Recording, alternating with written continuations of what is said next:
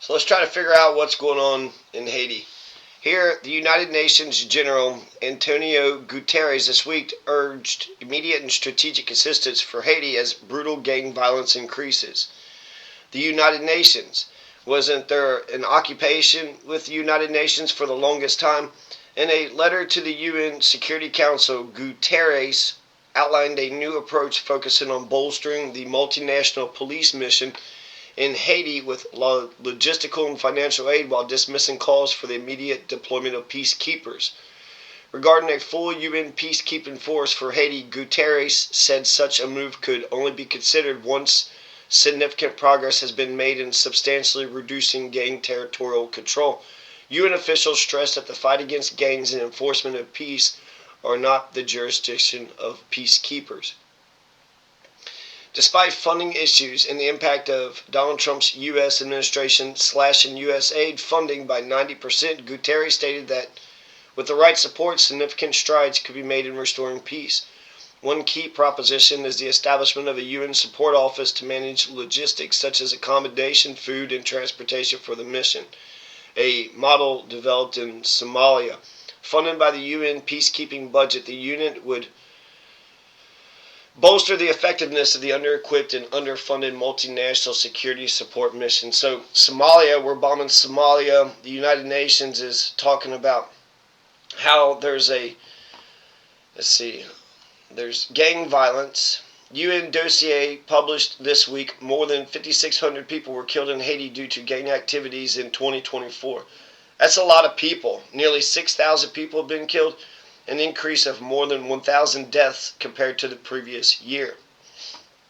The previous year there was 5,000, 6,000. This is a lot of people that are being killed in Haiti.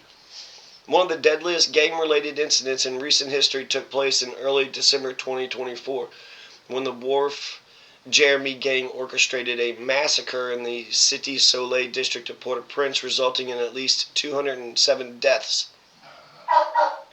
The bodies of the victims, primarily elderly practitioners of Haitian voodoo, were mutilated, burned, or discarded into the sea.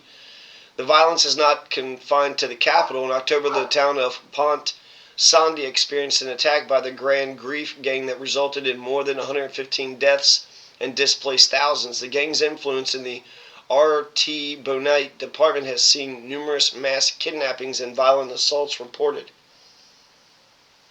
Elections amid chaos. A report released this week by think tank International Crisis Group entitled Violence and Politics in Haiti's Transitional Government highlights the dynamic between the country's political instability and gang violence. According to the ICG, there's an urgent need for both comprehensive reforms and international support to dismantle the network of gangs perpetuating the violence. The organization also expressed concern that hastily organized elections mooted for this year could exacerbate the violence.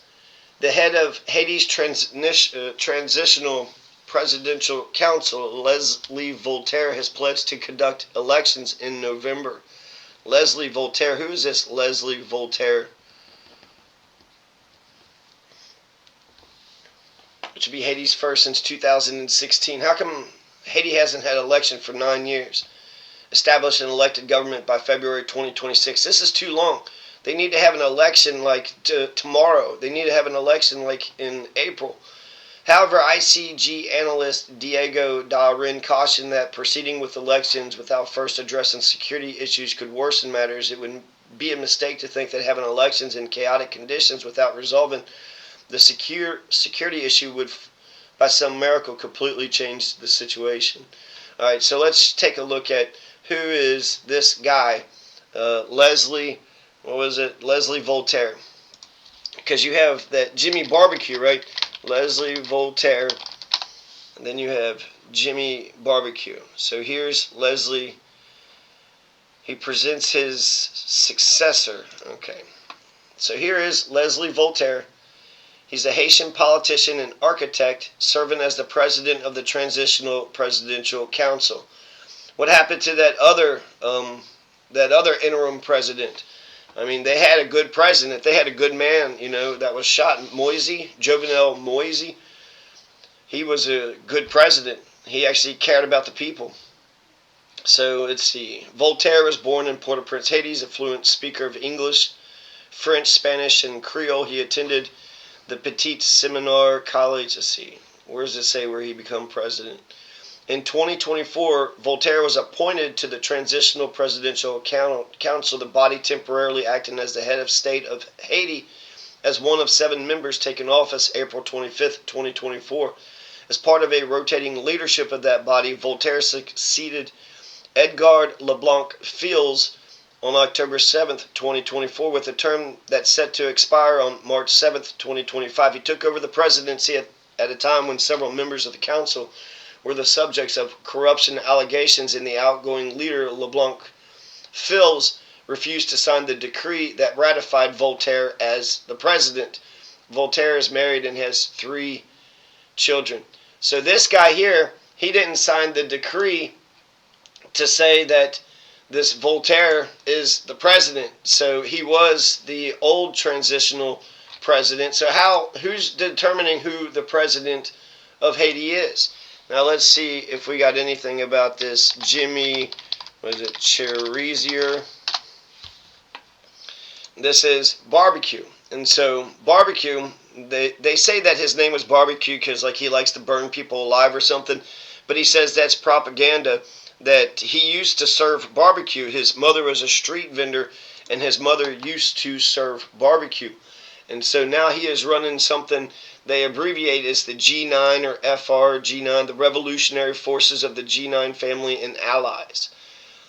They call it the Viv Ensemble. Viv Ensemble. So what does Viv Ensemble mean? Viv Ensemble. Live together, live healthy.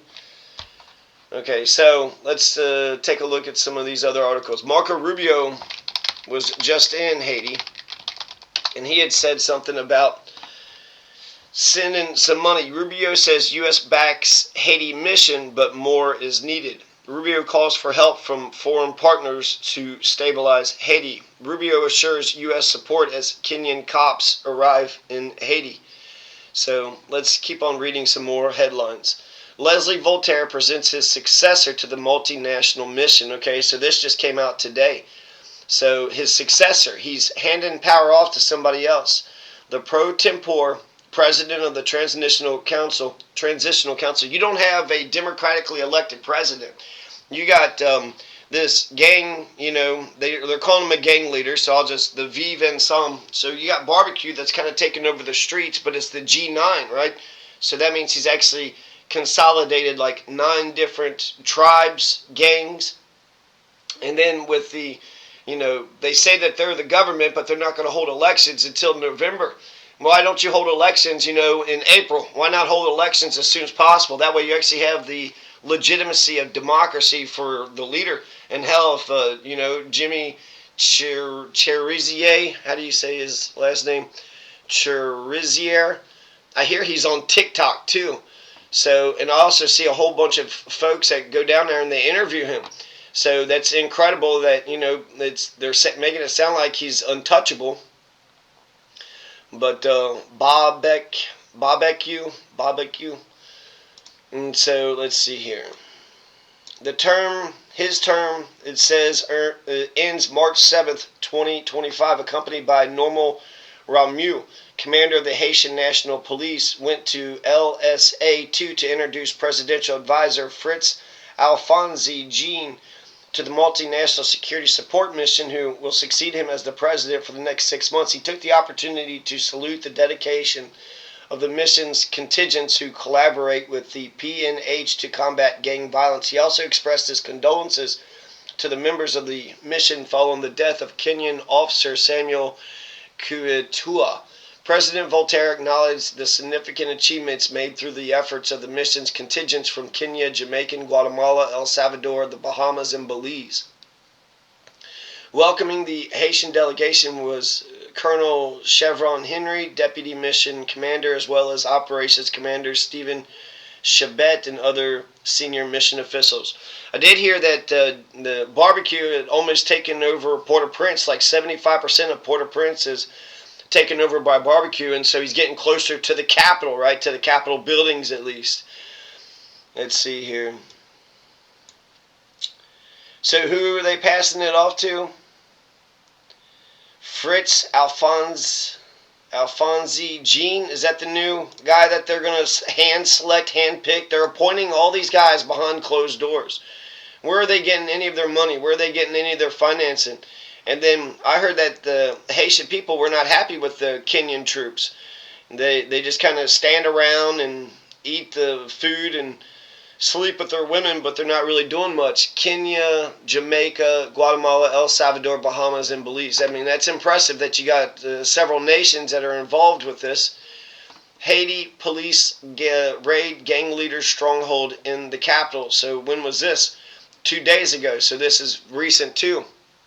The government of Haiti says police have launched a large-scale operation in Shantytown controlled by the powerful gang leader Jimmy Cherizier, who is widely known as BBQ. If I'm a Haitian person and I say I'm in the middle of it, maybe not in Port-au-Prince, let's just say maybe I'm in Jacmel. So if I'm in Jacmel, then I would choose the side which would guarantee my freedom. Which one guarantees my freedom, democracy? Which one guarantees elections? When I read the history of the United States and how we formed the Constitution, there's a lot of really good ideas in the Constitution. And a lot of things, it's taken a long time just to enforce the freedoms of the Constitution. That took a long time to do, through 1983. But you have, if I'm a citizen of Jacmel, I would pick the side that would guarantee my freedoms. Which one has a Bill of Rights? Which one is going to protect the freedoms of the Haitian people? The right to speak, the right to peacefully assemble, the right to bear arms, the First Amendment, Second Amendment, Third Amendment, the right to kick soldiers out of your homes. Which one of those, when it comes to the Bill of Rights, I would adopt America's Bill of Rights wholeheartedly. I almost want to say that the Bill of Rights are about damn near perfect. They're about damn near perfect. They're incomplete, so you would need to add some more freedoms on top of the 10 amendments to the U.S. Constitution. But those would be the freedoms that I would want specifically protected. Let's see here. Prime Minister Alex Didier Fils Me praised the assault. He said it was the work of a special task force created 2 days ago to tackle insecurity. There's BBQ there. He's 47 years old. He's the feared leader of the Viv and Sam Live Together. I mean, that's a nice name. G9, so he's organized 9 other gangs. The Viv and Sam Live Together, a coalition of gangs that control much of the city. It's not clear whether Kenyan police officers have deployed in Haiti last year to help fight the gangs or involved in the security operation.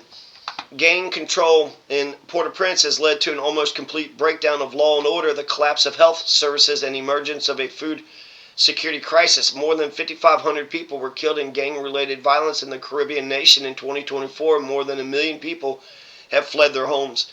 Haiti's Transitional Presidential Council, the body created to reestablish democratic order, has made little progress towards organizing long-delayed elections. Massive surge in child armed group recruitment warrants UNICEF. Haiti is a young nation. I once heard the average age of a Haitian is like 20 or 30 years old, or 30 or 20, maybe less. And then also the daily pay is like $1 a day, something crazy like that. So they do need, political stability, but you don't want just order and sacrifice your freedoms. So when it comes to the U.S. Constitution, I would also adopt the preamble. The preamble says, what's the point of having a government? Well, we're going to establish justice. We're going to try to form a more perfect union. We're going to ensure domestic tranquility, provide for the common defense. We're going to promote the general welfare, and we're going to protect our freedoms. We're going to protect our freedoms for ourselves and for our posterity. A child out of school is a child at risk. UNICEF previously reported a 1,000% increase in sexual violence involving children between 2023 and 2024. In the country, children also comprise half of the record. 1 million plus displaced to date by the violence in Haiti. I'm on the side of the oppressed. I want the people of Haitian, the Haitian PEP, I want them to be free. I want them to be free. Speaking in Geneva, Miss Narayan described reports of yet another attack on Thursday. Videos capturing piercing screams of children lying on the floor motionless with fear. She said, calling the scene a chilling reminder that these attacks do damage far beyond the classroom walls. Armed groups destroy 47 schools in Haiti's capital, Port-au-Prince, adding to the 284 schools destroyed in 2024. Damn. So, who armed groups are they saying that the Vive and Sam is the Vive and Sam the ones that's destroying these schools? Because they're saying there's a lot of violence, but they're not exactly saying who's doing the violence. If they're destroying schools, well, then that means the United States should finance that, right? In what the U.S. is doing in Gaza and Palestine. I mean, Netanyahu is bombing hospitals, bombing, schools, bombing the UN refugee camps. They're trying to wipe out everybody so they could just take the land over for themselves. When it came to Leclerc, he was losing in the Haitian Revolution, and then right at the very end, when he was dying of yellow fever, he says that the only thing that could be done is to wipe Haiti out and to re-import brand new Africans to Haiti that didn't understand, freedom, didn't understand the ideals of the American and the French Revolutions. The French Revolution, you had the rights of man, and then they had banned slavery. And then you had Sonthonax. Sonthonax came and banned slavery. So that's not a victory. I don't feel like that's a victory, because wouldn't the world know? But, a lot of times the world doesn't know. So could somebody wipe out a whole city or a whole country and then just repopulate it with other people? In fact, that's the story of the United States, is it not? I mean, Native Americans were wiped out, and then other people came and took it over. Right now, we estimate that up to half of all armed group members are children, some as young as 8 years old. 8 to 10-year-olds are used as messengers or informants, while younger girls were tasked with domestic chores. As they get older, the children are playing more and more active roles in terms of participating in acts of violence. Asked about the impact of being recruited into a gang at an early age, she spoke of indescribable damage. At that child, the child's brain is still forming. They haven't developed their understanding of the world, and so to be part of an armed group where you're surrounded by violence at all times, and where you yourself may be forced to commit acts of violence, has a profound effect on the child. Yeah, I say yes, definitely. You don't want a bunch of gangs, and you don't want a bunch of children to be caught up in the gangs. Again, Israel is killing a bunch of children, so I'm not for sure if we just took whatever the United States is saying, on its face, because the United States says we're not going to defend Ukraine, but we are going to bomb a bunch of kids in Gaza. We're going to bomb Palestine and the West Bank and Bethlehem, the home place of Jesus Christ. And so I kind of see it both ways. It would suck if people are just, being predators, and they're just picking on children, and they're just recruiting children. But maybe the children are also picking a family. Maybe they're just saying, well, nobody's out here protecting me, so I'm going to join this gang here. And so in some respects, they're doing it for their own safety. They're doing it for their own common, for their own self-interest. So freezing fund impacts. The UN agency needs $38 million for these critical interventions. We just sent $4 billion to Israel. Peace and stability are desperately needed in Haiti, but so are funds. More than 500,000 children are not getting the education support that they need. UNICEF, our partners, can provide not only due to armed groups, but due to a lack of donor support. They want, good people to just donate a bunch of money. The U.S. government has got plenty of money. Haiti is just right there in the Caribbean. Why would we not help our neighbors out? Cuts in humanitarian assistance from the U.S. have already had a devastating impact on children in Haiti. See? So Donald Trump has cut U.S. aid to Haiti, and since he cut U.S. aid to Haiti, the children are dying now. So don't think that the United States government, the position that the U.S. government is going to take, I think that the U.S. government would probably think of Haiti just like they think of Palestine. If everybody in Haiti was wiped out, then you could just go down there and then build a bunch of malls and build a bunch of hotels and just take the land over, right? Just take the land over. In 2024, the humanitarian community launched a $600 million plan for Haiti, receiving just over 40% of the funding.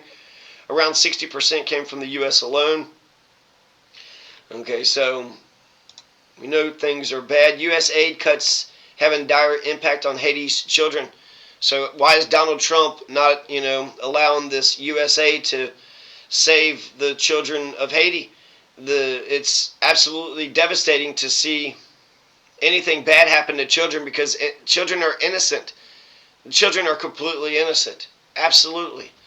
U.S. aid cuts are having an extreme and immediate impact on thousands of children in Haiti as violence spirals and more young people are recruited by armed gangs. The UN Children's Agency warned on Friday more than 1 million Haitians, nearly 10% of the population, have been uprooted by years of conflict in which armed gangs have cemented control over much of the capital and surrounding areas. So there's 10 million Haitians. Well, there's 2 million Palestinians, right? Services that benefited from U.S. funding, such as malnutrition screening for babies, will be cut. Why in the hell is the United States cutting malnutrition screenings for babies? Are we freezing? I don't know what's going on here. There's too many ads on that. Total panic as U.S. aid cuts jobs from Syria to Haiti. Let's see. Syria, there's 14 years civil war, 19 colleagues without jobs, 40-year-old widow who is earning $700 a month. Trump's 90-day suspension of foreign aid sent shockwaves around the world, leaving millions of people without life-saving support, but also hundreds of thousands without jobs. From Haiti and El Salvador to Nigeria, Kenya, Syria, Afghanistan, the Thomson Reuters Foundation interviewed administrators, counselors, midwives, and vaccinators, as well as gender and migration specialists.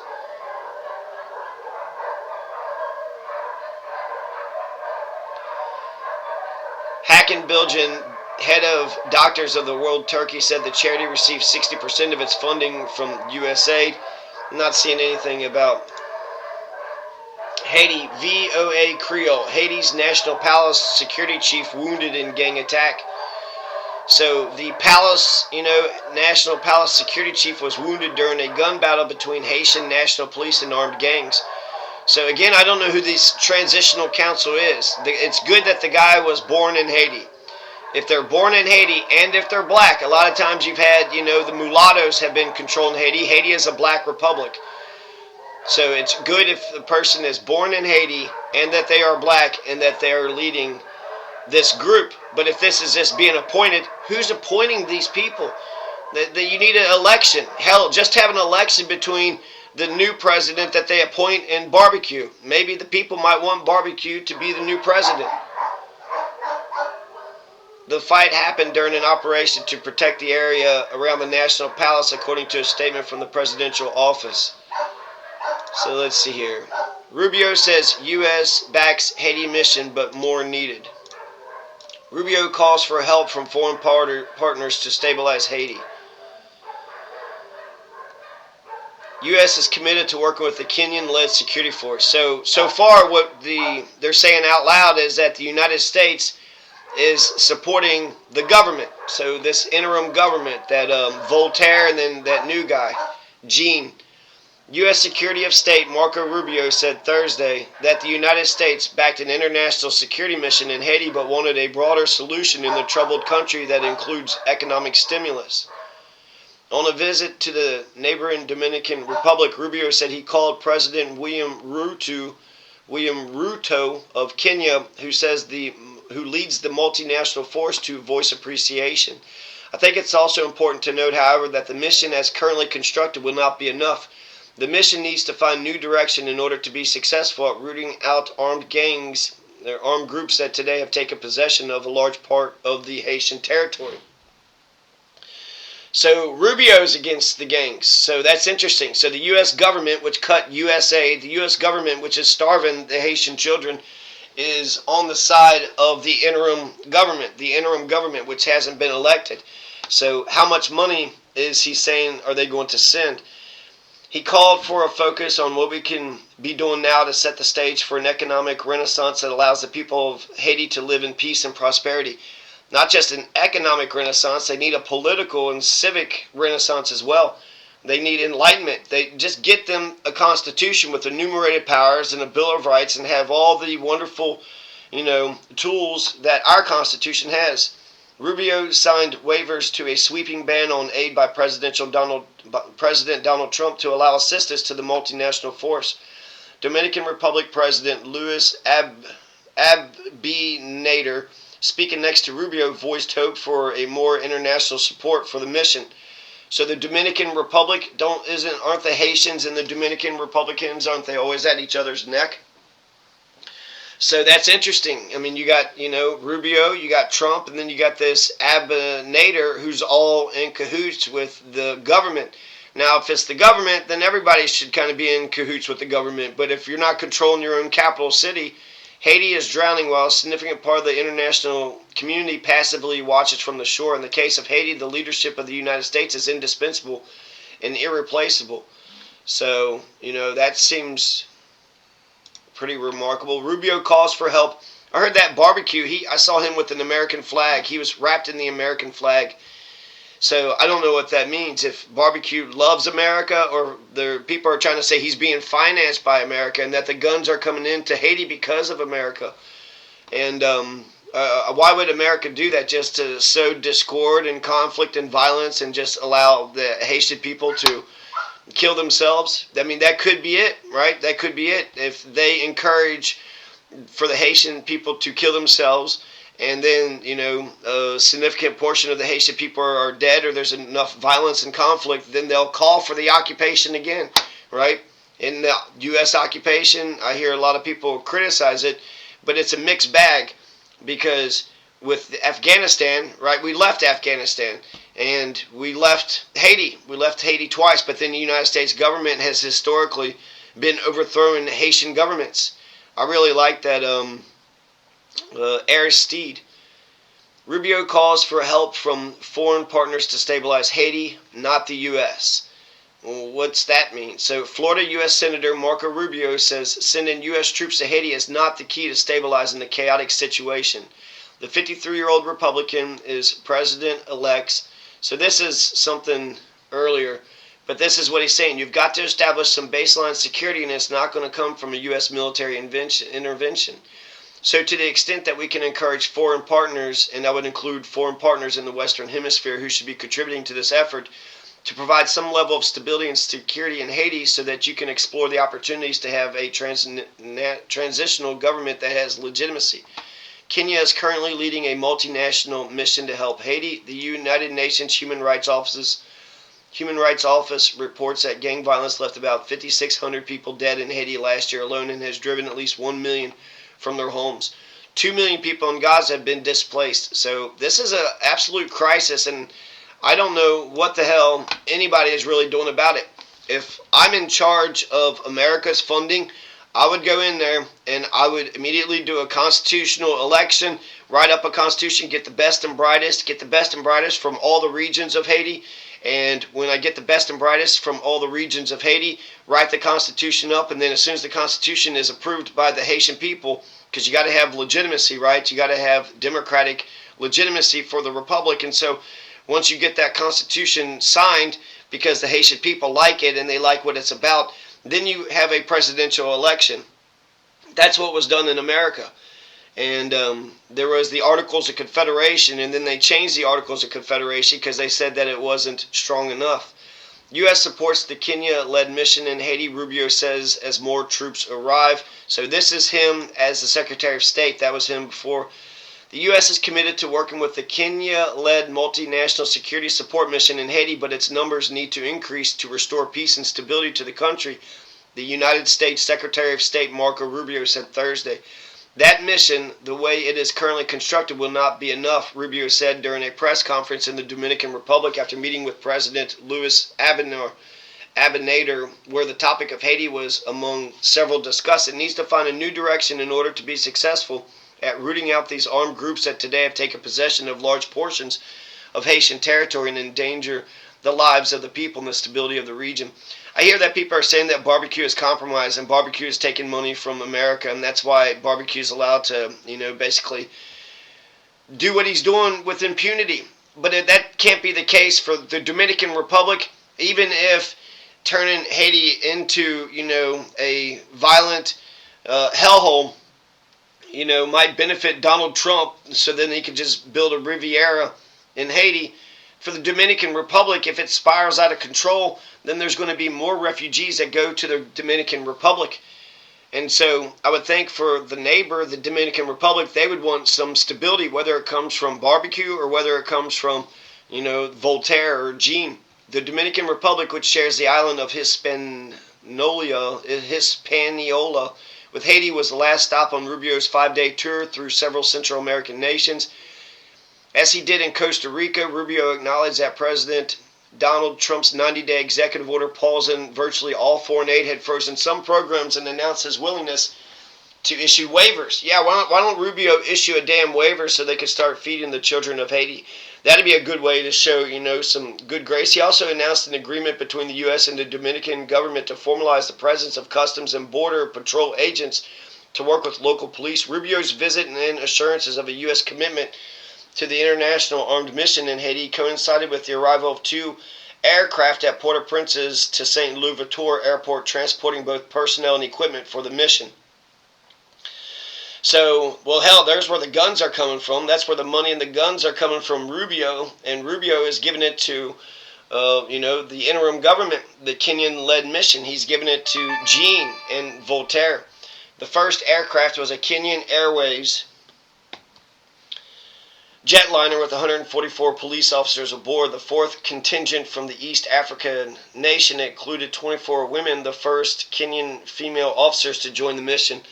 The second aircraft carried 3 military helicopters from El Salvador for its 70 soldiers in Haiti to use for medical and casualty evacuations. The Salvadorian contingent arrived earlier this week. The new deployments bring the mission to roughly 1,000 security personnel from a half a dozen countries.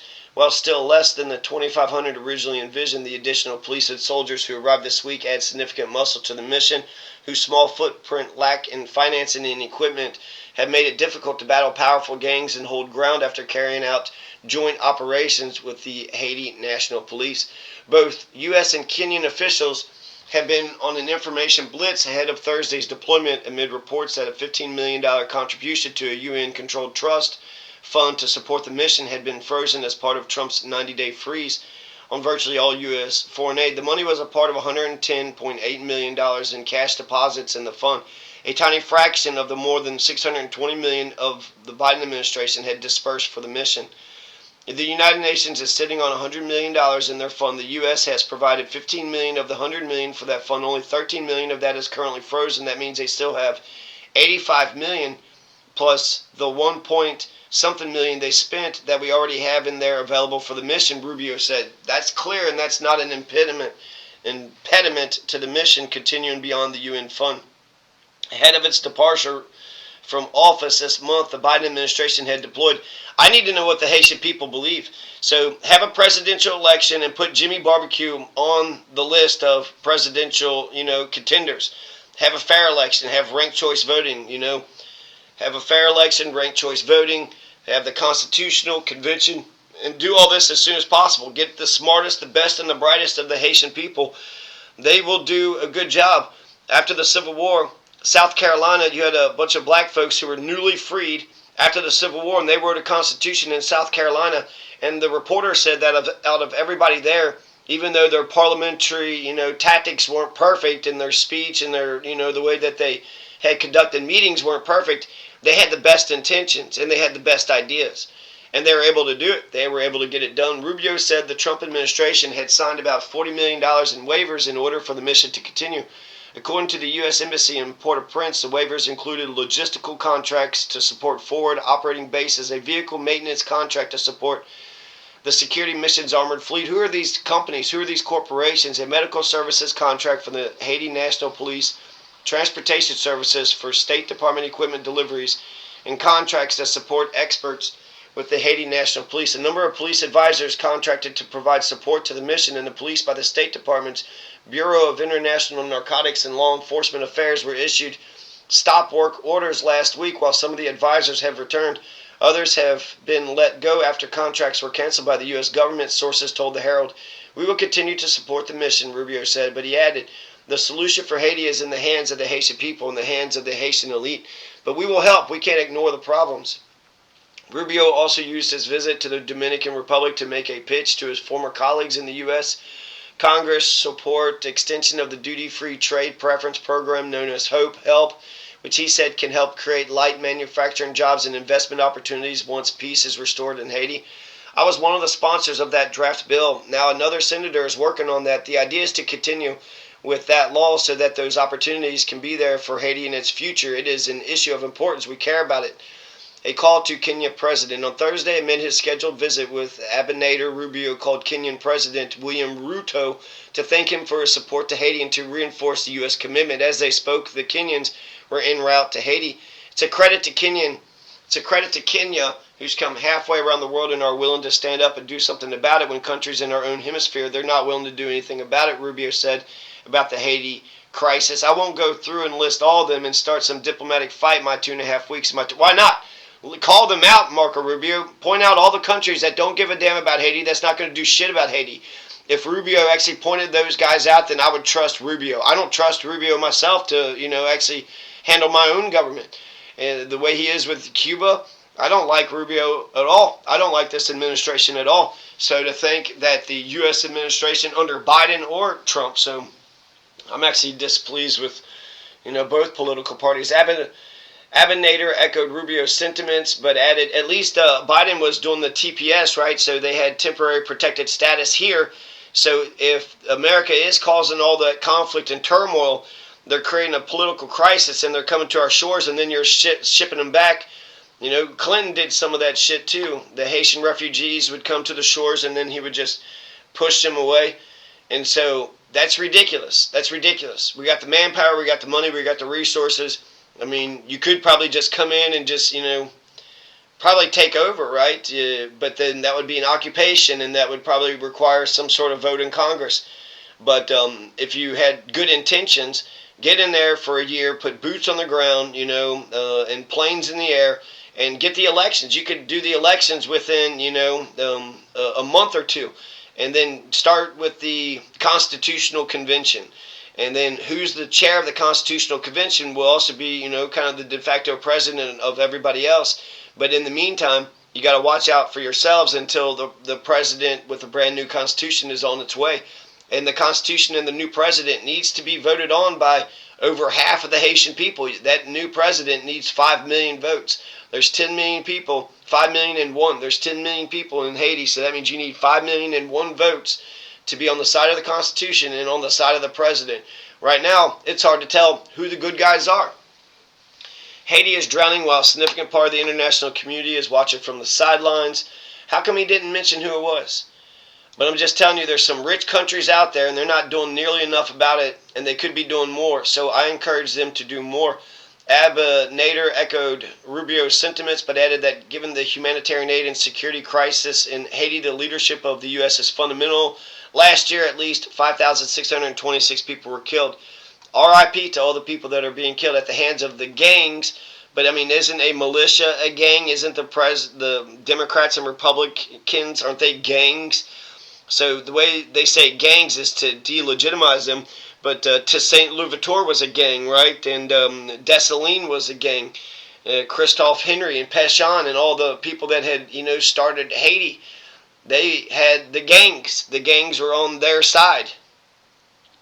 Last year at least, let's see. So the gang controls up to 90% of Haiti's capital. 90%. So barbecue controls 90% of Port-au-Prince. If the people were against barbecue, there's no way he'd be able to control 90%. And he's just strong-arming everybody. Some people like barbecue, Some people like barbecue, and some people like this transitional government. Haiti is drowning. Rubio and Abinader said they tackled other issues involving energy security. Oh, yeah, they're going to try to steal the oil. Dominican Republic's cooperation in drug trafficking operations and extraditions. If we were to end the war on drugs, that would put that would take out the drug cartels. It would take out the power of the drug cartels. It's America has a hypocritical policy. We'll give a government a bunch of money if they declare war on drugs, but you know who purchases all the drugs? Americans. So America have an insatiable appetite. The demand for drugs is huge. So Americans are buying a bunch of drugs while the government is making all these countries declare a war on drugs. Everywhere the war on drugs has been implemented, it has failed, and everywhere that an alternative has been implemented, it has succeeded. The DR's commitment to regional stability, you got Uruguay, you got Portugal, you got Colorado, legalize marijuana. The Jamaicans, Bob Marley, they like, their ganja. DR's commitment to regional stability is firm. There's a situation that requires a coordinated, solid response from the entire international community. Abinader said, "We have highlighted the urgent need to have greater financial support for the multilateral support led by Kenya, the goal being to expand its operational capacity and ensure effective actions." Rubio did not go into details about what a newly envisioned Kenya-led mission should look like, nor did he say whether the Trump administration will support a request by Haiti's transitional government to have the mission transformed into a formal United Nations peacekeeping force. If Rubio truly gave a damn, he would do some of these things. It looks to me that it's obvious that Rubio is on the side of the interim president, but they could have secret channels or whatever, the CIA, maybe they're doing some crap, but until you know, you don't know. I mean, are people trying to say that what BBQ is doing is to destroy the country? Because the name of the G9 is, to live together and to live together. It's also the G9 of, families and community or something. So he's pro-family, pro-living together in peace. In October, as gangs continue to gain ground in new neighborhoods, you know what America and all the big powers that would absolutely be terrified of?